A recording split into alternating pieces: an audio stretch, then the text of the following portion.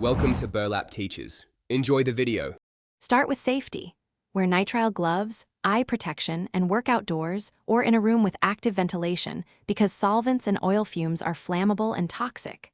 Prepare a metal disposal container with water and a tight lid for used rags, since oil-soaked cloths can self-ignite. Use boiled linseed oil for faster drying.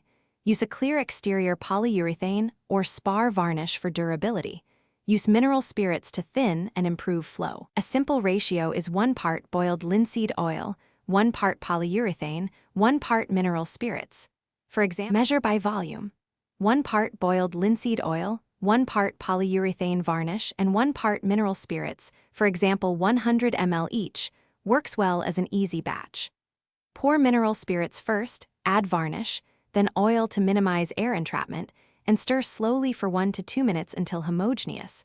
Avoid vigorous agitation that traps bubbles. Let the mixture sit 1 minute, and then strain through cheesecloth or a paint strainer into a clearly labeled, solvent-safe metal or glass jar. Close the lid tightly and keep away from heat sources. Prepare the wood by sanding to 180-220 grit, then remove dust with a tack cloth. Apply Danish oil with a lint-free cloth or foam brush, working along the grain. Rub the finish into the surface for the first coat. Wait 10-15 minutes, then wipe off all excess with a clean cloth to avoid sticky buildup. Allow 24 hours drying time between coats and lightly sand with 320 grit before the next coat. 3 coats typically provide good protection. Expect the finish to reach full hardness in about 7 days at room temperature.